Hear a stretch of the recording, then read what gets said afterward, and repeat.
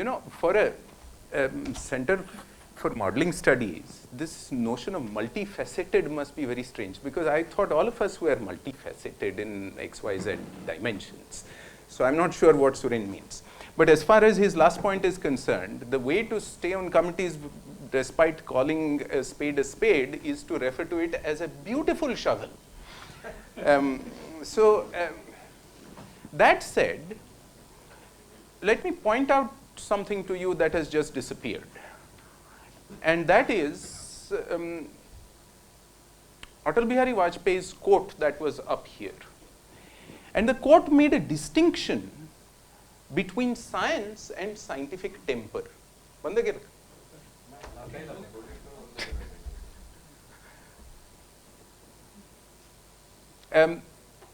It makes a distinction between science and scientific temper.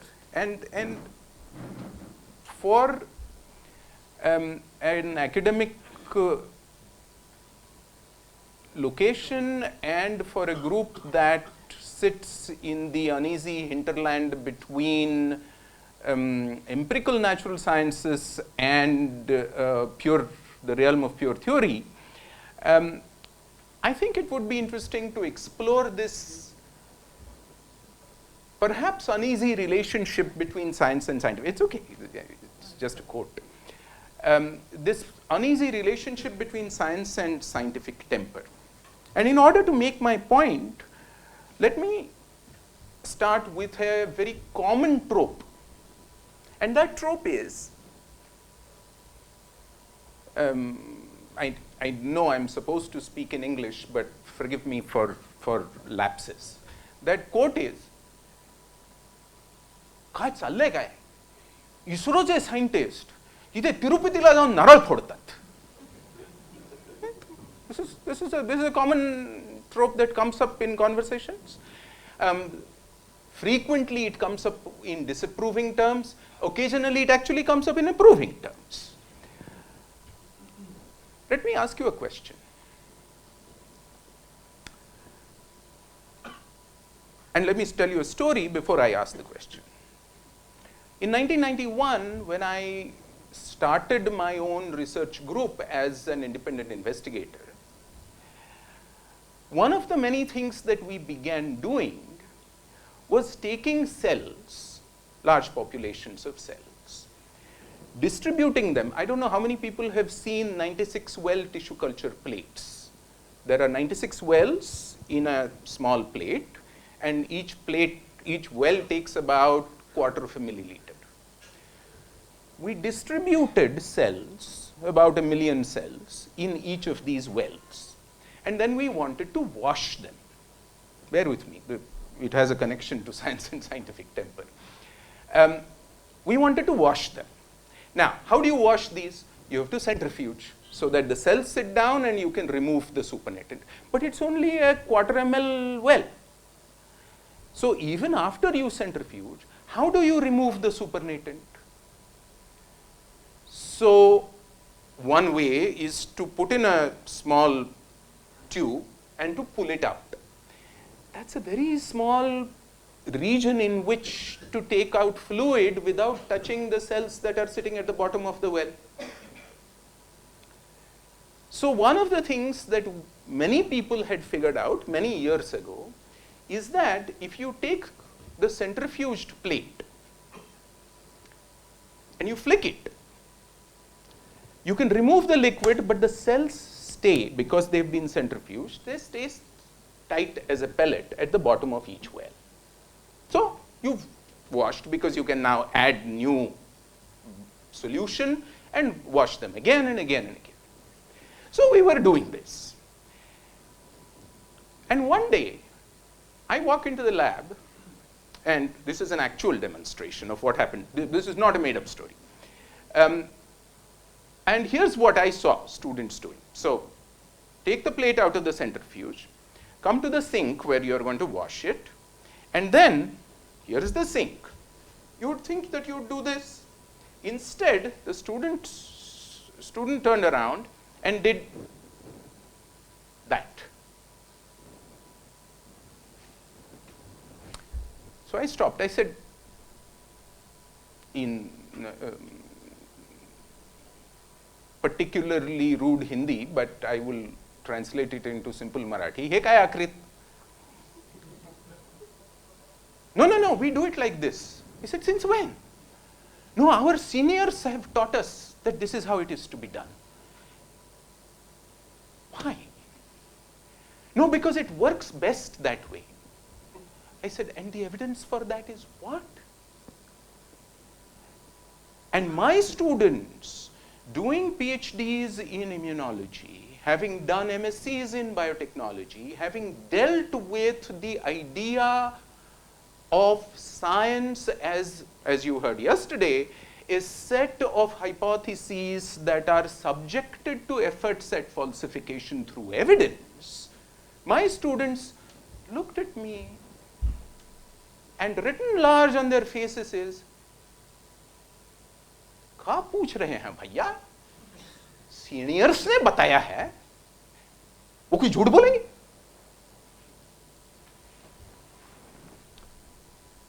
Now I ask you, what is the difference between ISRO scientists going to Tirupati and cracking coconuts and my students doing this? So let me rephrase that question for us. What possible, you say to people, do you not think that there is a contradiction, which is really what most of us are thinking about when we think about these juxtapositions? Do you not think there is a contradiction? I ask you the question, if you were in that position of doing that, what sort of response would you make that would allow you to reconcile the apparent paradox? And I ask that question with the realization that we all live every day reconciling apparently irreconcilable paradoxes in everyday life. I'm not going to get into examples of this, you can think for those yourselves. And I'm arguing that the question that I'm asking you is intimately connected to the actual quote that is up here. How successfully we take science to the people and create a stronger scientific temper in our society. So I suggest to you that my senior students took science to the people. They decided what science was. They decided, for whatever reasons of their own, they decided that doing this was appropriate. It worked. And they took science to the people. And who are the people? The new students. And I ask you, is the idea of taking science to the people compatible with the idea of creating a stronger scientific temper? So, the question that I'm going to ask repeatedly throughout this conversation is this: what exactly do we mean when we talk about transmitting science? What do we think is science that is established? What are the reasons for us to think of science as established and for us to think about other science that is not established? How do we make these distinctions? And I'm going to suggest to you that as we begin to think about our apparently hyper-rational, apparently deeply empirically evidence-based, apparently hypothesis falsification-driven professional enterprise that all of us are in, I'm going to suggest to you that even within that effort, we make sufficient shall we say, dodgy compromises, choices, adopt peculiar enough perspectives for us to finally come to reconciliation between saying, I am going to do an experiment in immunology because such and such a question has not been answered, but one of the ways in which I am going to do it is this. That's a contradiction. That's a paradox that we resolve by virtue of blurring lines between these two. And how we blur lines between these two is something that we ought to think for ourselves in the best traditions of discourse-based resolution of differences. The first person that we should question critically is ourselves. And in that sense, let us ask that question a little more closely. How do we decide? What do we say? That such and such a thing is fact. Most of the times in our scientific education as well as in our own scientific research, we say such and such a thing is a fact because somebody else has said that it is fact. It's extraordinarily rare that we actually go and examine if this is fact or not.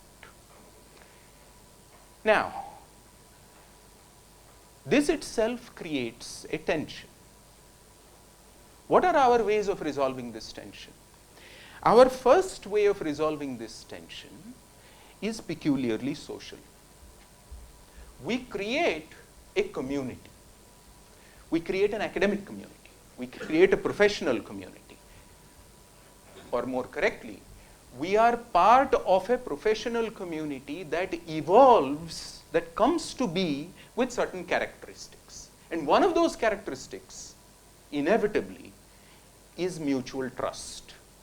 In terms of, if you tell me that you have observed this as a fact, you will not make that statement up out of whole cloth. That you will actually, seriously, sincerely mean it. This is why outright scientific fraud is treated as so fundamental an assault on the community. But we are still skeptical. So what we are trying now to do is to walk a fine balance between trust and verification. So I think this is an old Ronald Reagan quote in dealing with the then Soviet Union about nuclear weapons and treaty conversations about limiting them. Trust but verify. That's what we do. One of the many ways in which to do this, especially in the fields of biology that people like Suren and I work in, is to say, what are the parameters of this fact? How many times have you repeated it? What is the extent of variation? If you have compared two different groups, what is the reliability, the robustness of what you are reporting as differences between these two groups, and so on and so forth. All of these fall in the category of trust but verify. But we do this.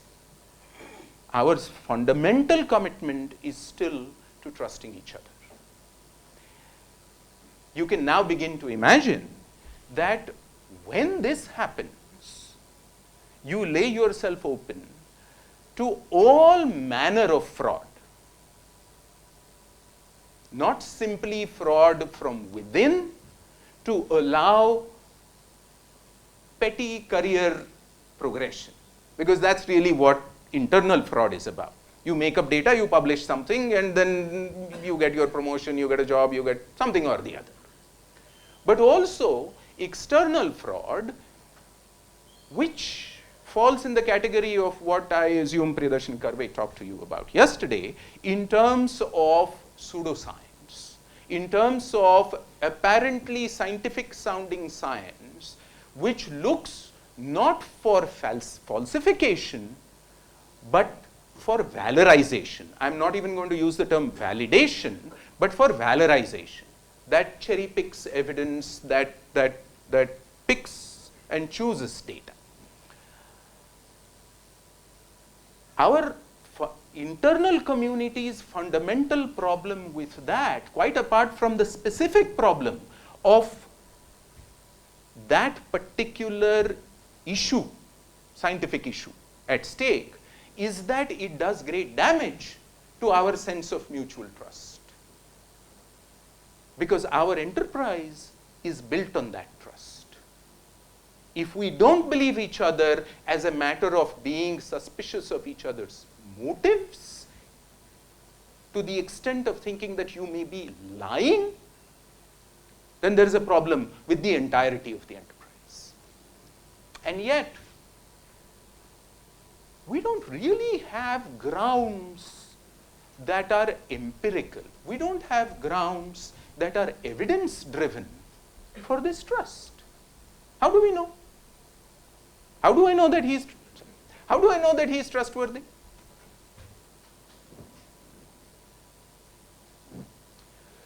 In a sense, effectively what we are doing is putting the cart before the horse.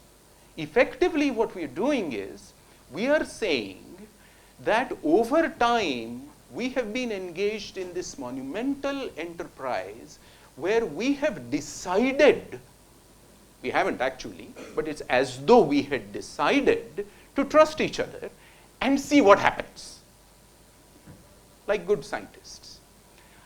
How do we know whether what happens is worthwhile? Whether what happens justifies, in an empirical sense, not in a value sense, but in an empirical sense, justifies our mutual trust.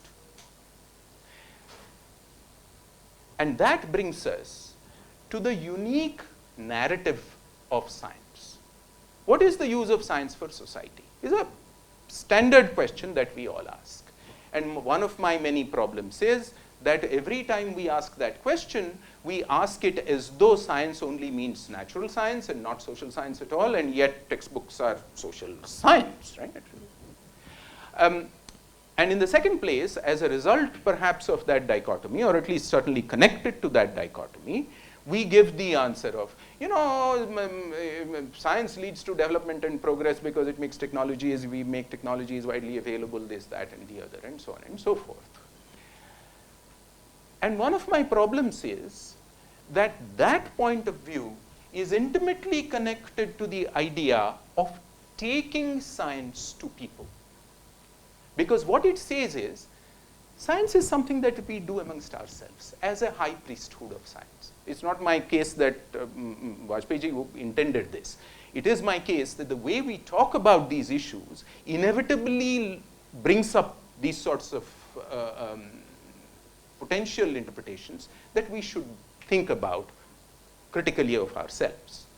So what does that idea lead to? That idea leads to the notion that we do science as a high priesthood.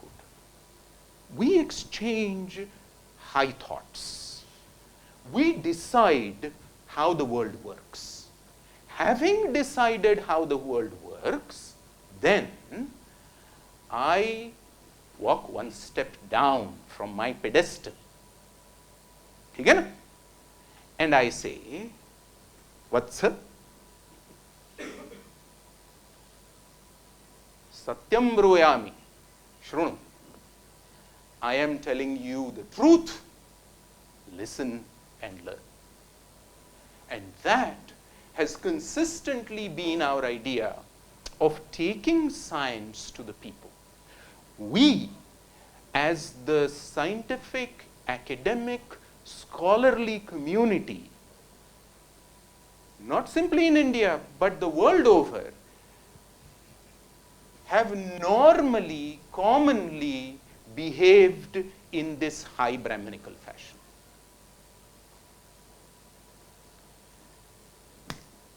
We now turn around and put ourselves in the position of the people we are talking down to. They are listening to us expound about how the world works. Right? How does your immune system work? How does a one-celled embryo become a complex multicellular organism? How galaxies are born? We are telling them how this happens. What is the difference if you put yourself in their position? What is the difference between my telling them how the immune system works and, let me bring up a contentious example. One of my friends from Ayurveda telling them how the immune system works. Both of us are telling them. Both of us are telling you. And both of us are telling you as though we know what the truth is. This is not what we do apparently in internal conversation within the field. And yet, even within the field, it all overflows. There are no hard and fast boundaries. So what do I mean by that? So let me give you a recent example that actually connects to India, to Dakhan. So for a very long time, the idea that of the abrupt evolutionary demise of the dinosaur species has been a matter of both mystery and therefore conjecture for paleontologists, evolutionary biologists and the like. And over the past 30, 40 years, an argument that has been made steadily is that a major asteroid strike somewhere in the Gulf of Mexico led to massive modifications of global weather and cataclysmic conditions, and in that, very large numbers of pretty much all life forms died out in what is, in geological terms, abrupt fashion. This is treated as the consensus. It's in textbooks. It's everywhere. So there is a group of scientists who have, for a variety of technical reasons, been saying, there's some evidence that this may not be the explanation. So what is the evidence? They are finding that some taxa had begun to decline even before the putative date of the meteor strike. So now there are other explanations possible for the decline of those taxa and so on and so forth. One gets into really nitty-gritty, detailed technicalities. But as a result, they are saying this is not signed, sealed and delivered. There is something to investigate here. There are alternative possibilities.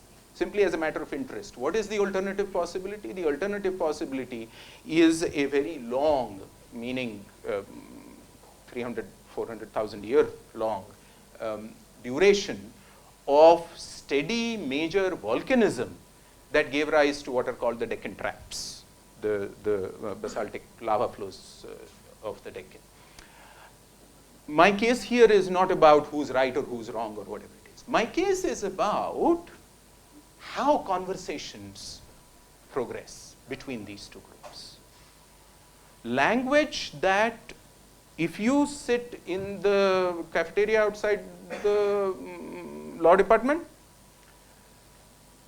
if you sit there and you overhear language on a table behind you, you will turn and say, "Kya baat ho rahi hai?" That kind of abusive language is used by the two groups about each other in conferences. We're not talking about personal conversations. And you suddenly think, where does this come from? And then you think to yourself, our tendency has come to be to decide on the basis of the limited information, data, models that we have, that we know in capital letters. It is then unsurprising that this is, what do you people call it, a positive feed forward loop? Mutually reinforcing it and spiraling higher and higher and higher. Right? That's what we're doing. So, now I ask you, if we keep the idea of taking science to the people as our central notion of the worth of science to society, if we follow through, as being human beings we inevitably do, we follow through with all the leaks from that idea into our everyday lives, both within our own communities and between our community and the larger and society at large. If we do all of this, does it then surprise us that creating a stronger scientific temper in our society becomes harder and harder and harder the more and more and more we talk to society? So the question I would like to ask you is this: how do we talk? Primarily, my question is about how do we talk to our fellow citizens outside academia, scholarship, science, what have you. And a related question in that is, how do we talk to each other? This is something that all of us need to ask. Now, let me backtrack a little. How long should I talk? It's 10:30. Yeah, we have time till 11:30. Oh, shush. No. So I'm going to stop talking after a while, and I would like conversations, because, you know, this is... So let me drag you back to the question I started with. ISRO scientists, poor fellows, you know, everybody does this, but they always get hammered with this example all the time. So let's go back to the trope. ISRO scientists go and break coconuts. So I ask you, is their doing that different from my students doing this? In what ways is it different? Which of those ways are meaningful for a conversation about science and scientific temper? And then let me push a little further. I like Shrikhand. My name will make it obvious to everybody that at least some part of my own ancestry is not Marathi. Right? So part of my ancestry is from Orissa. Part of it is Marathi. But in that half of my family in Orissa, being served Shrikhand, certainly in my childhood, today of course with pan-Indian homogenization things are a little different, at least I hope they are a little different. But in my childhood, when family members, when one goes as a kid, used to ask, "Sir, Pune, कुठे शिकाला? ते गुजरातच्या जवळ कुठतरी आहे का?" So at that time, being served Shrikhand was, for many of my family members, thought of as a cryptic insult. Everybody is familiar with the idea of a cryptic insult? No? Achha, theek hai. Marathi poem, song, children's song, with a cryptic insult in it. मामाची बायको सुगरण, रोज रोज पोळी शिकरण.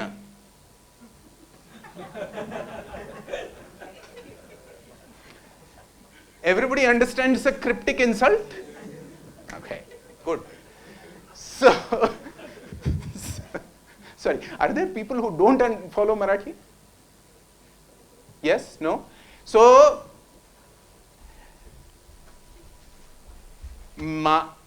मामी जी रसोई में बड़ी माहिर हैं, हिंदी, हर रोज मीठा खिलाती हैं. क्या खिलाती हैं? रोटी और केले का. This is a cryptic insult. So the so serving Srikhand was a cryptic insult. Because what? You take yogurt, you stir some sugar into it and you call it a sweet. इतनी लंबी कहानी का है for this. Which of these is a scientific position? That Srikhand is a particularly elite sweet, or that it is just yogurt and sugar, hung yogurt and sugar. The point I'm trying to make is, we make many of these distinctions that appear to be fact-based, but that are actually based on something much more inchoate, much more vague and uncertain than that. Should we now turn around and say, this is not scientific? Should we now turn around and say, it is anti-scientific? How do we make these decisions? What are the basis for us to decide when my liking,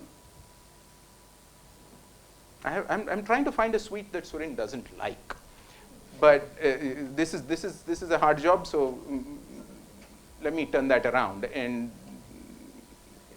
give the example the other way. Suren's liking mugache ladu and my not liking them, which is scientific and which is not? And if this, my not liking mugache ladu, is unscientific, then it should be criticized exactly the same way as the ISRO scientists, poor fellows, are being criticized. If not, why not? This is not an argument to provide answers. It's an argument for, it's a plea for all of us to think about what is important, we think, what is not important, and why we think this, on what basis we think this, for making these judgments. So, having said this, let me actually do this as an exercise. Third time, but this time not a rhetorical question, but a real one.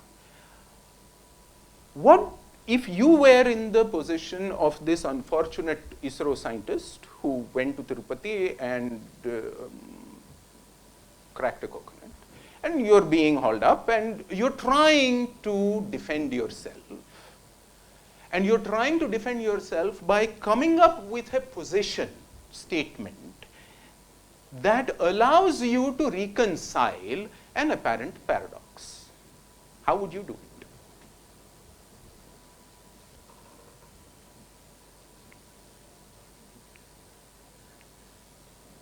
That's a real question.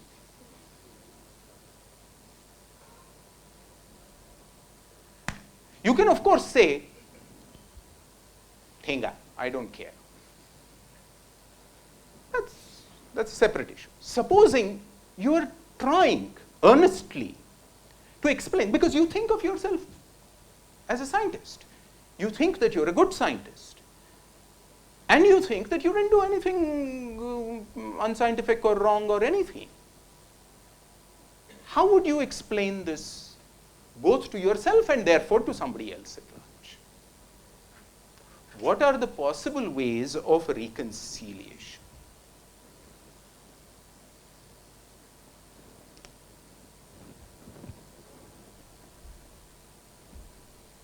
Somebody's got to try. यार ऐसा है, and this is also relevant for science and scientific temper. भाषण देना आसान है, सुनना भी आसान है, भाषण की प्रतिक्रिया में कुछ कहना, so go for it.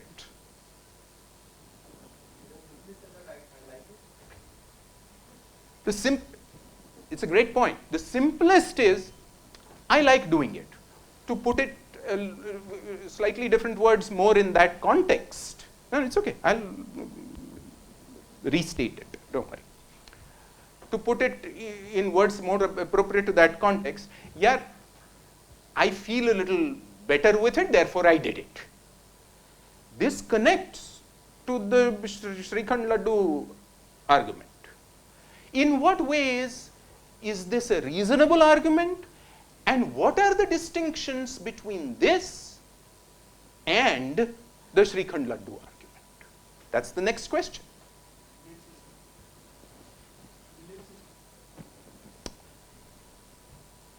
He said belief system. Now, I'm going to parse these conversations simply as a matter of keeping flow going.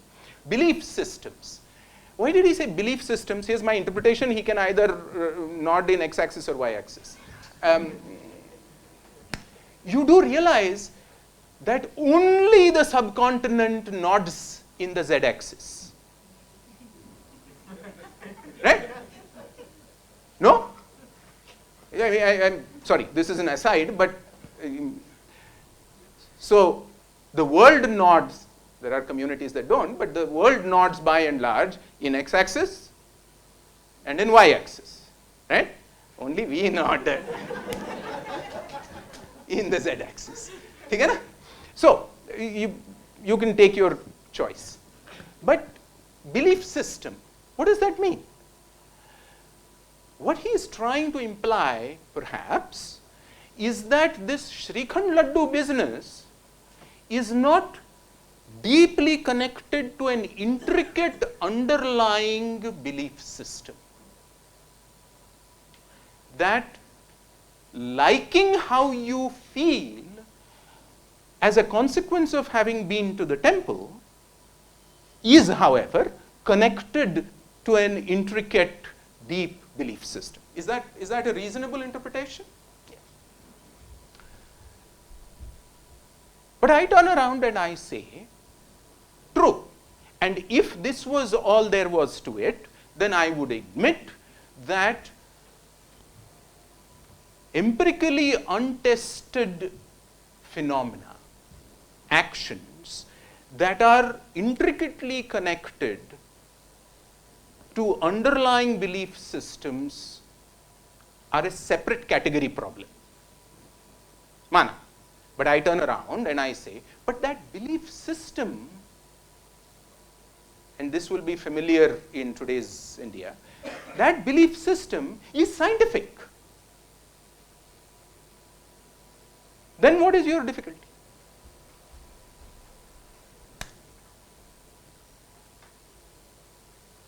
This is not familiar?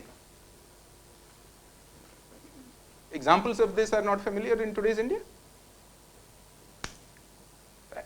They've been around since I was a kid. So examples of this.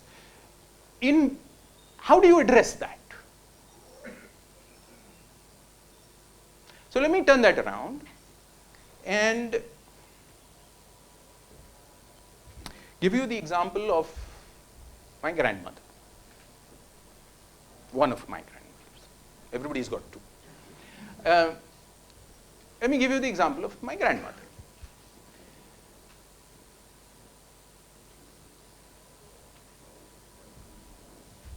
Go into the little place of the gods in the household, Devgar, and do your ritual namaskars when you come in, when you go for holidays, when you come in, and when you leave. And the debate between, one of many of these disputes between her and me was, I said, but why are you making me do this? You know I don't believe in any of this, so why? And she used to say, But it doesn't matter to me, Baba, that you don't believe. It matters to me that I do, and it matters to me that you do this for me.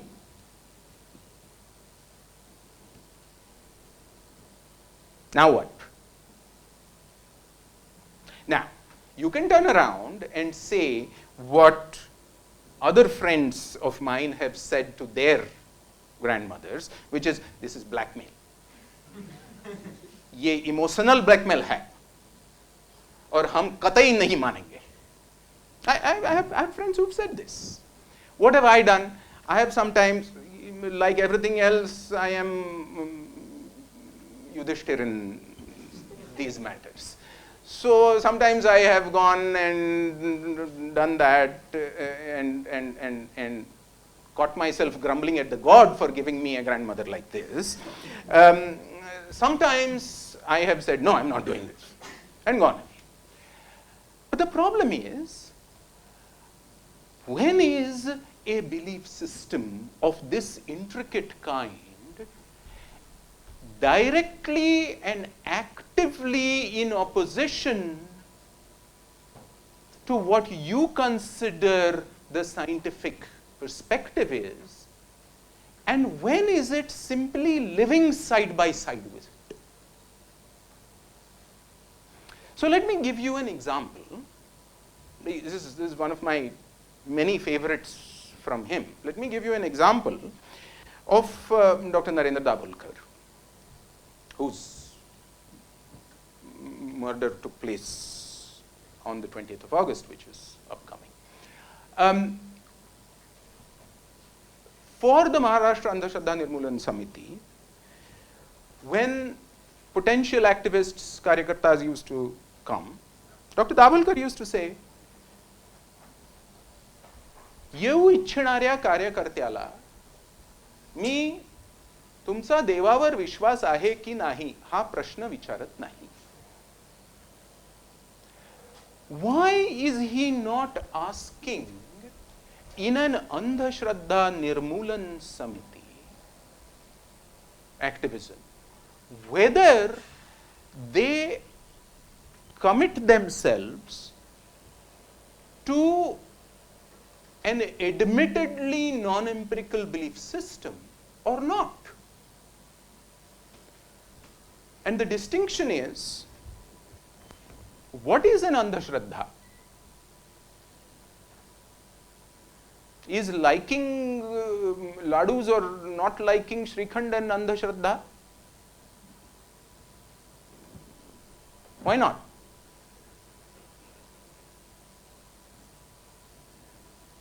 Liking is a biological phenomenon. You can actually do Drosophila experiments, fruit fly experiments, to follow the neuronal pathways that drive liking and not liking. You can switch them. You can do all sorts of things with them. It's very much in the empirical domain.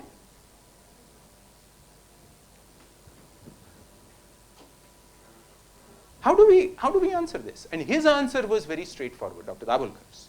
He said, I paraphrase, not having his felicity with language. He said, so long let me rephrase. He said, my problem is not with beliefs. My problem is with the exploitation of people based on their beliefs. When we stand against superstition, our real stand is against exploitation. It is true that we would like superstition not to exist. It is true that we provide explanations. But all of that is for the purpose of empowering people so that they are less and less susceptible to exploitation. Now, I turn around and the question of belief systems and the uneasy coexistence of many of these issues. And I bring it back to what we were talking about. It's okay, it's okay, it's okay. It's okay, yeah. I bring it back to where I began, to the idea of taking science to the people. What form of taking science to the people will empower them against exploitation? And if that form of science which allows people to acquire an instrument against exploitation, if that's our way of taking science to the people, then we are dealing with this apparent separation by saying what we are doing is not creating a scientific temper as an active act on our part and a passive act on the recipient's part, but we are helping our community at large into the empowerment of a scientific temper. So my question to the scientific community persistently is this: how are we going to do that? How are we going to talk to our community rather than talking at our community? How are we going to ask the question in sufficiently open-ended terms for our community to see that we struggle to understand?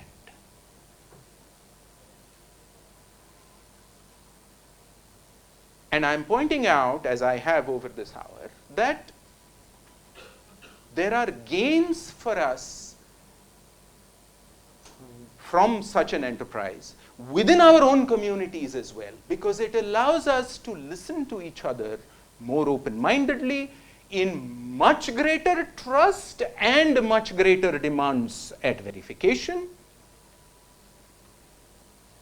And all of that, I suggest, is likely to lead to better science than we do.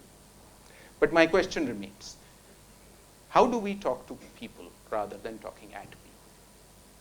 Because I will bring up the Yanbachi make in this, which is, every time you try to explain something in science, you suddenly discover that you have taken a large number of factual details of granularity for granted that people don't know.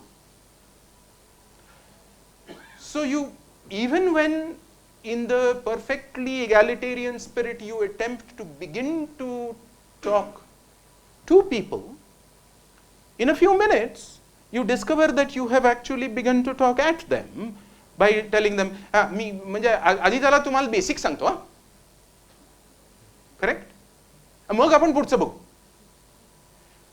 You may not necessarily word it like that, but that's the spirit in which it comes out. And I'm suggesting to you that it is inevitably then committing ourselves, at least by implication, at least in the way that we are being heard, as anti-scientific, as against what we think of as science when we are pushed to thinking about science and scientific temper. So my question now is, what are practical possible ways for us to talk to our community at large rather than talking at it?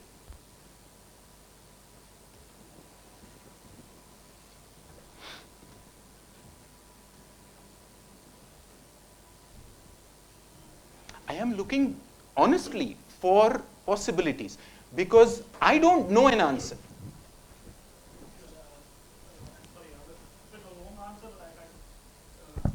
I try to make myself brief so that I think that first, before we start, I'm a member of this department, so okay. So before we start talking of taking science over to society, first we must see whether we ourselves are capable of doing that. Do we really understand the society that well within ourselves? Are the problems faced by the current society around us, do we understand them very well? Okay, I think this introspection should be first before we start talking about the. I have a long answer to it, but these are the lines along which I have the answer. So, one potential way of stepping away from the question I'm raising is to say, first we need to understand who we are speaking to, what their issues, concerns, perspectives, and backgrounds are, and only then can we enter into this. My problem with this is, it's almost like a fish saying, I need to understand water before I swim in it.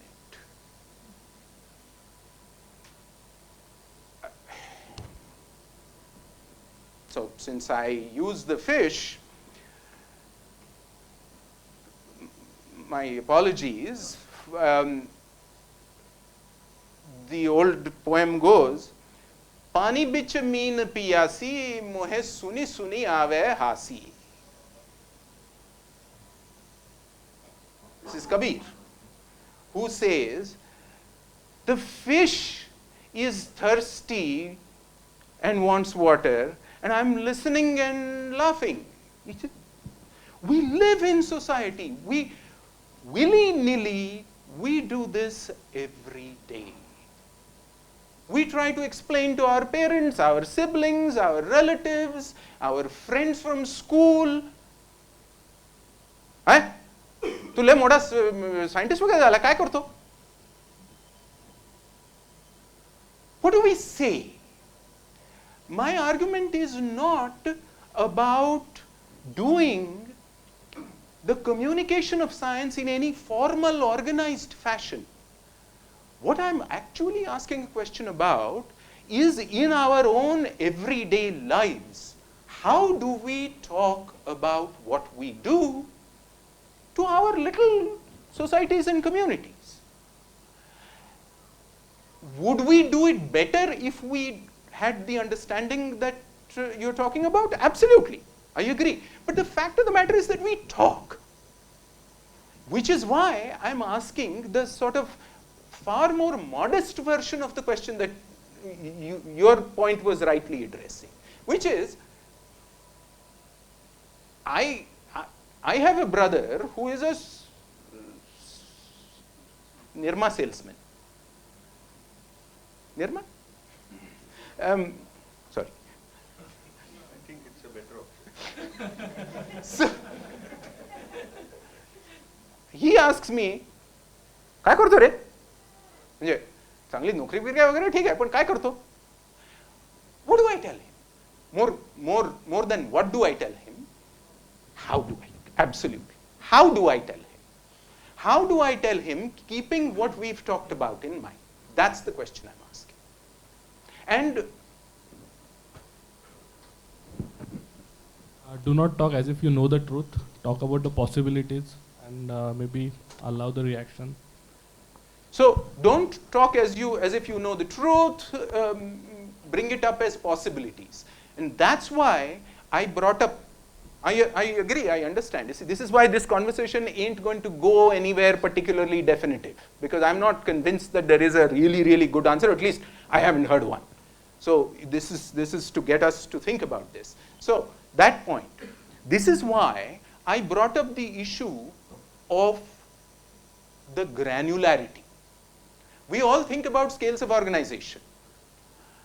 And my problem is, in order to explain anything about what I do, I need to convey a certain list of what I think of as factual detail. But my listener is not going to think of as factual detail. In fact, as soon as I begin to explain what I think of as factual detail, my listener has begun to treat me as an authoritative expert making claims about how the world works.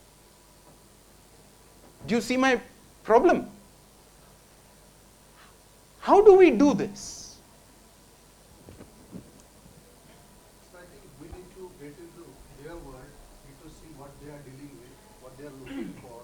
Because, if I'm telling something and if it doesn't occur opportunity to them, they will not listen. They will lose the listening. So I will give one example, right? Now farmers are doing suicide in Maharashtra. So I know a lot of technologies can help. if I go and tell them, you know, blah, blah, blah, they said, shut up, I don't care what you're saying.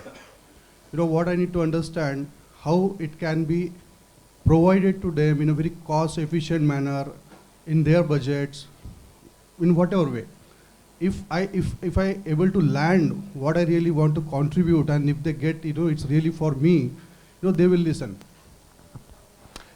So, since the microphone was on, I'm not going to paraphrase. I will simply provide a little commentary. You have to understand what people want. This is fair, but this is an answer to the question of how can we as scientists and technologists effectively provide solutions to societal problems. That's the question you are answering.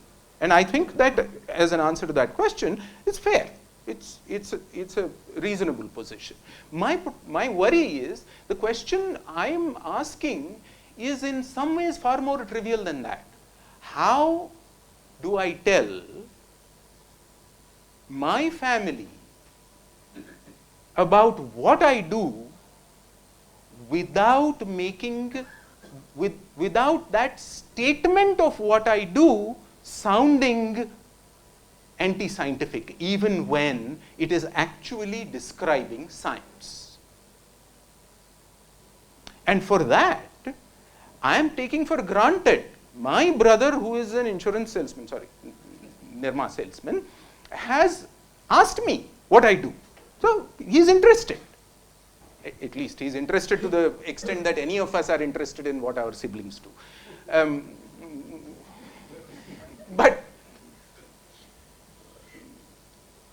But he's interested.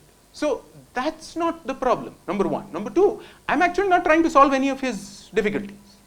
He has difficulties with his boss and with his not having sold enough soap, and there's nothing I can do about it. What is the process by which I talk to him? And I'm pointing out that these very small individual drops make the ocean of communication, of involuntary communication, that we live in as a society. It is this which creates what I'm calling the anti-scientific, authoritarian, not just authoritative, view of science. And that's why I am asking the question in the spirit of Gandhi's questions were titled Experiments with Truth. I am asking, how do we configure every experiment that we do? Can of conversation? I Please. give my answer to your question, which I have been thinking for a long time, not today. What I feel is the scientists should not appear to be experts in everything to people. That is the point number one. And the first line should be, I'm not an experimental scientist, I'm a mathematician. But I would have described my field, suppose I was doing microbiology. I would have described my work as, I am trying to investigate and find truths and facts in a certain avenue of science. This is what I would begin with.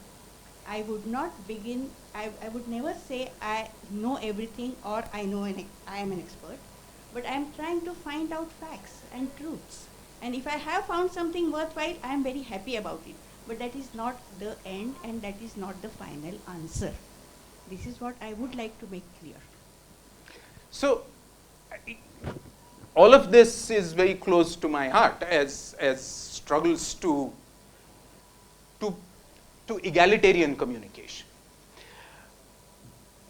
Everybody will appreciate the practical difficulties with what she said, because as I said, I am still left with trying to convey factlets, little ones, to him. Bacteria astat, cells astat. These are assertions from his point of view. So, let me rephrase her answer in a in more practical terms. How do I build in my conversation a background of the kind of questioning, modest, open-minded scientificness that we think of as living science, so that when I begin to provide factlets, they are beginning to fit into that background rather than creating their own clearly authoritarian background.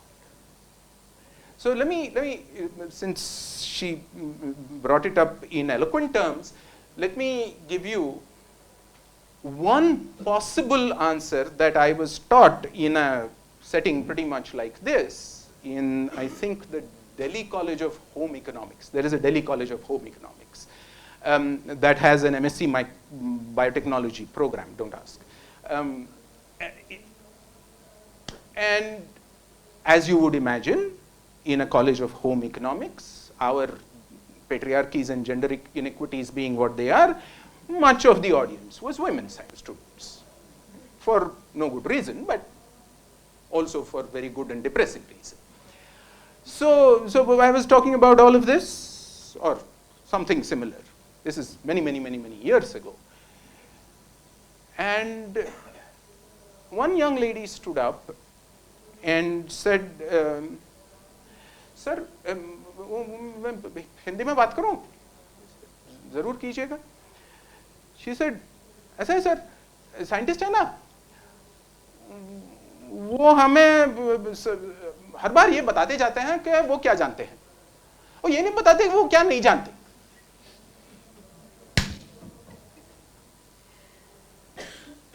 So let me pose that question to you. How do we explain, and this connects explicitly to what she said implicitly. It says, how do we convey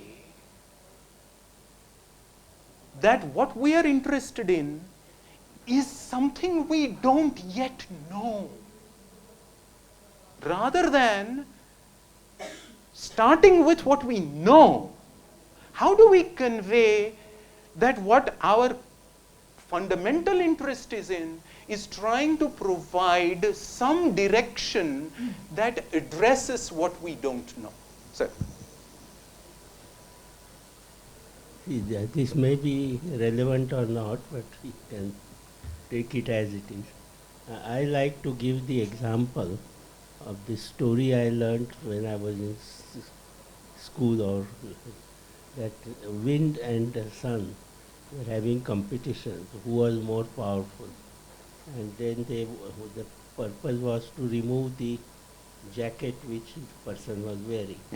The approach which the wind did made the man hold the jacket even more strongly, whereas the sun simply warmed it and so I think if the person is holding views which are not scientifically correct, if we keep telling him that you are wrong and you are stupid, it won't work or may not work. So that is something that I want. I agree. So let me take this and bring it back as a story into the narrative that I am attempting to build. Effectively, what he is saying is that when you are attempting to communicate your own scientificness, when you are attempting to communicate science, you need the recipient to be a partner in that process. You don't need if you have a recipient who's passive, the likelihood is that it is going to be a recipient who's resistant. That story is emblematic of this general argument. How do we get our audiences outside our own little professional communities to be partners in the conversation? Asa? हे माहीत नाही म्हणताय, पण मग ते म्हणजे अमुक अमुक आहे ना, हो ते आहे, पण त्याचं काय झालंय की कुणी अमुक अमुकनी त्याचा तपासणी केली आणि त्याच्यातून जे भाकीत आहे ते काय खरं ठरलं नाही, मग आता काय करायचं, असा प्रश्न उभा राहिला. Can one begin to drive a conversation every time we talk about science based on what neither of us knows, and then talk about why is it interesting to come to know it, and how does one begin to engage with that question? When factlets will emerge in this conversation, maybe, as both of them have said, the factlets have some fighting chance of being treated as incidental knowledge that we contribute, rather than as authoritarian statements that we are making, talking down to people.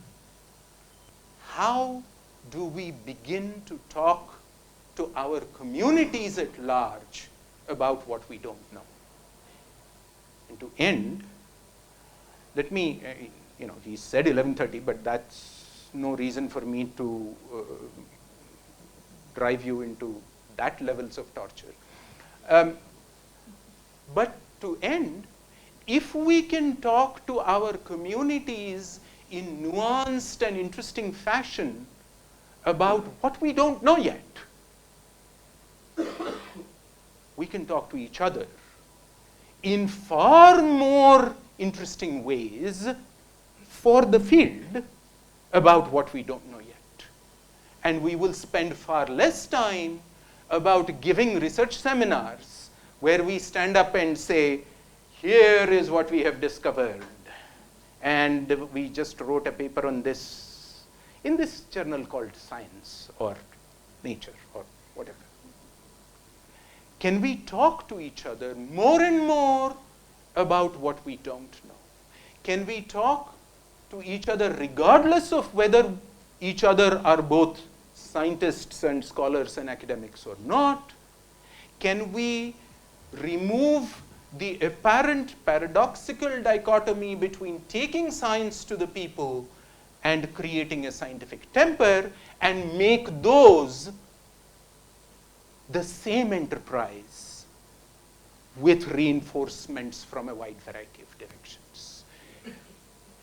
Remembering Dr. Narendra Davolkar, I suggest it is deeply worthwhile for all of us to think about this. What I have not spoken about is the dimension that he never lost sight of, which is, what are the implications of such an empowerment for social relations of class, of hierarchy, of patriarchy, of power, of economic exploitation, and so on and so forth. पण ते विषयांतर होईल तेव्हा.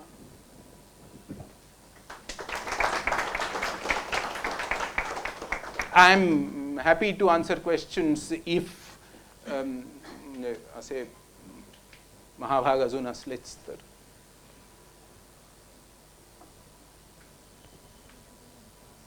You can have a few questions, comments, Anything. open discussion. Absolutely.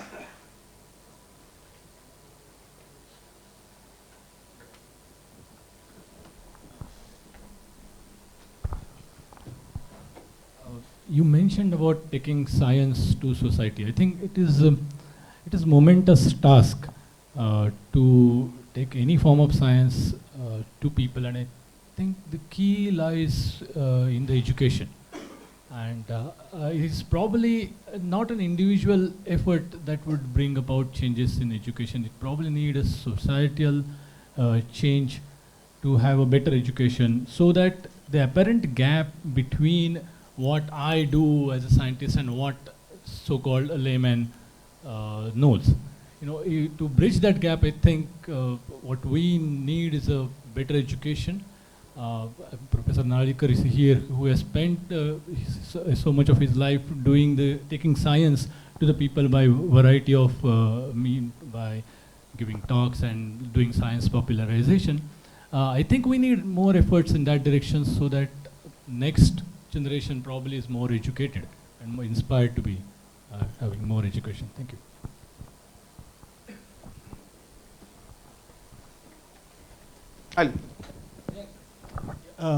This question is pretty broad. Are you limited to a particular geographical region of the world, or are you just are you looking at all over the world when you ask such questions? I mean, all over the world.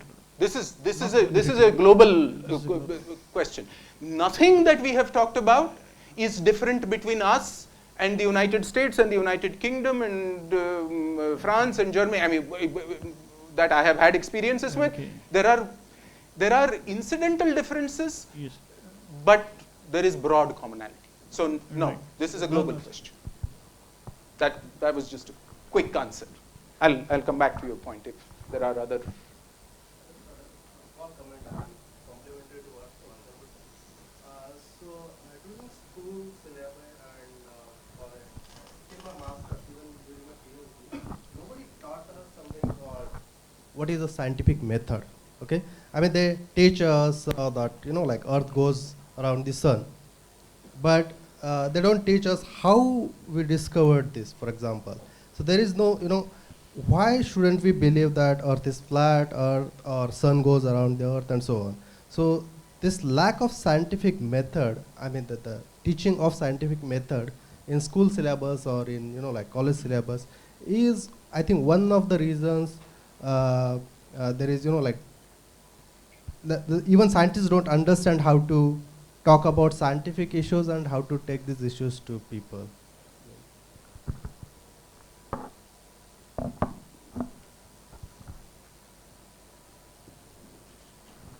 This is just a comment to what you said. The education today is more focused on telling the facts rather than generating inquisitiveness. And that's the reason I think why society as a whole ignores the scientific temper.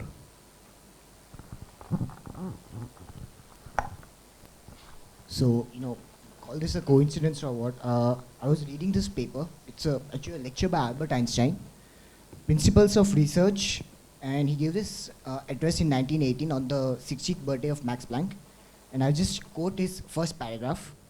In the temple of science are many mansions, and various indeed are they that dwell therein, and the motives that have led them there.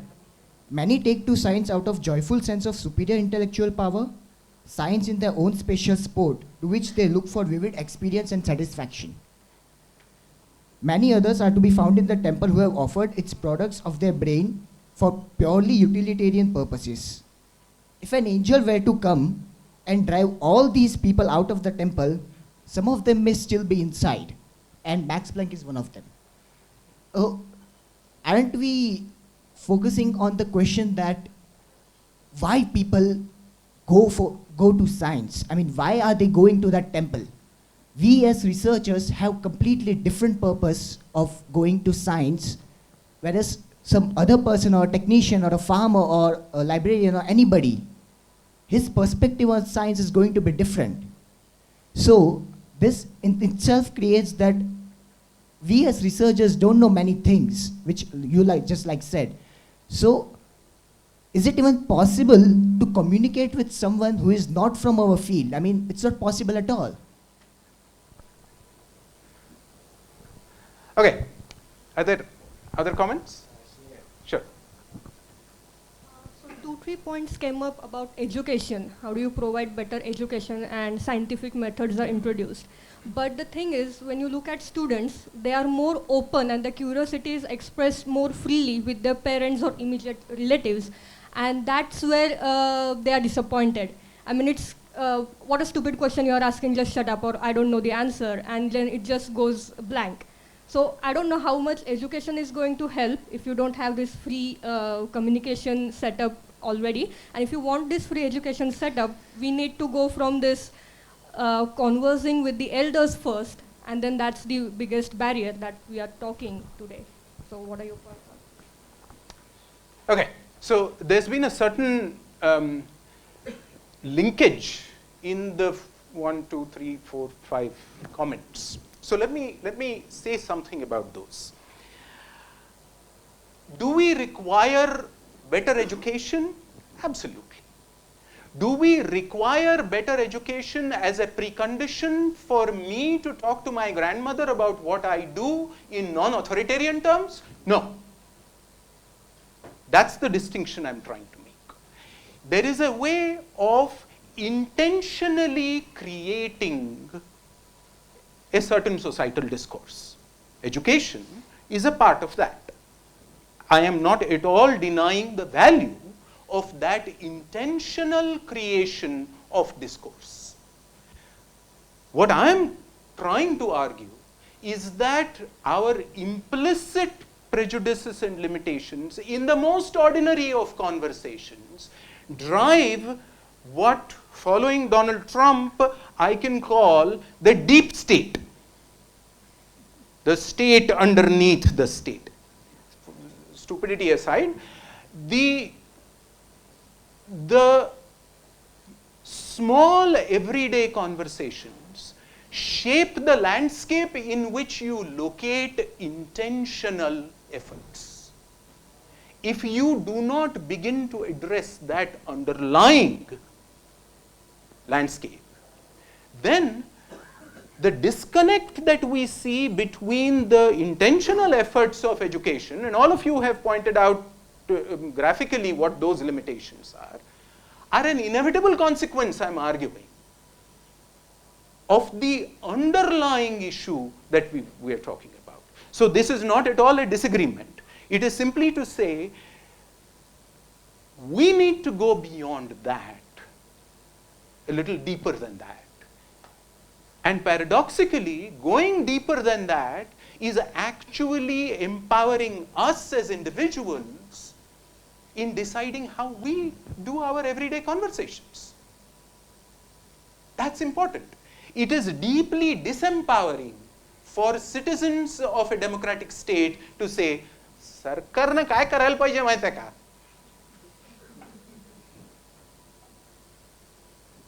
That's not to say that it's not important. It is. So is this, is the argument I'm trying to make. Number one. Number two, the issue of science education, scientificness and domain curiosity as a specialty temple and related issues. Let me make the provocative argument. What is the core notion of science? Causality. Right? The Sanskrit phrase is absolutely accurate. Karya karana bhav. If you think about it, I didn't actually mean to say this because I say this everywhere and Suren is going to roll his eyes because he's heard me say this everywhere. But opportunity beckons and who am I to say no to temptation? So, here is the fundamental issue. We may perhaps be the only species, this is a very dodgy proposition and a rhetorical one, but we may be amongst the small handful of species who are sufficiently cognitively aware of the future to be worried by it. And therefore, we like the security of predictions. And therefore, the idea of causality is fundamental to what we do. But it is not, regardless of how exquisitely you use that idea, how interestingly and creatively you play with that idea, you twist that idea of causality. It is not unique to practicing scientists. It is unique to us as human beings. It is what we do every day. We go out onto the street and we say, I look this way, I look that way, and then I cross the road. You don't think that's an example of scientific temper? I forcefully submit to you that it is. In fact, this is old recalcitrant socialist conversation, but even so, in fact, I would argue that the natural tendency that we have is to follow predictions based on karya karana bhav, our empirical understanding of karya karana bhav in daily lives. We have done this for 100,000, for whatever years. We abandon it under socially exploitative, unequal power hierarchies. And therefore, if you like, the conversations that we ought to be having with each other about what we don't know, the conversations that we ought to be having with our grandmothers, I'm beginning to sound grandmother obsessive, but the conversations that we ought to be having with our grandmothers without condescending to them, hey, she knows much more about Karya Karan Bhav than I do in very many things. Those are fundamentally egalitarian conversations. They are the conversations that acknowledge our common humanity and builds on those. They are the conversations that allow Max Planck to go to his local Bierstuben and drink a beer that he couldn't in 20 Max Planck lifetimes hope to be able to brew. They are what makes our cooperative society even possible. This is why we need to think about how to talk about what we don't know, why it is worthwhile, and how we are going to interrogate its causality with each other, regardless of whether you are an immunologist or a soap seller.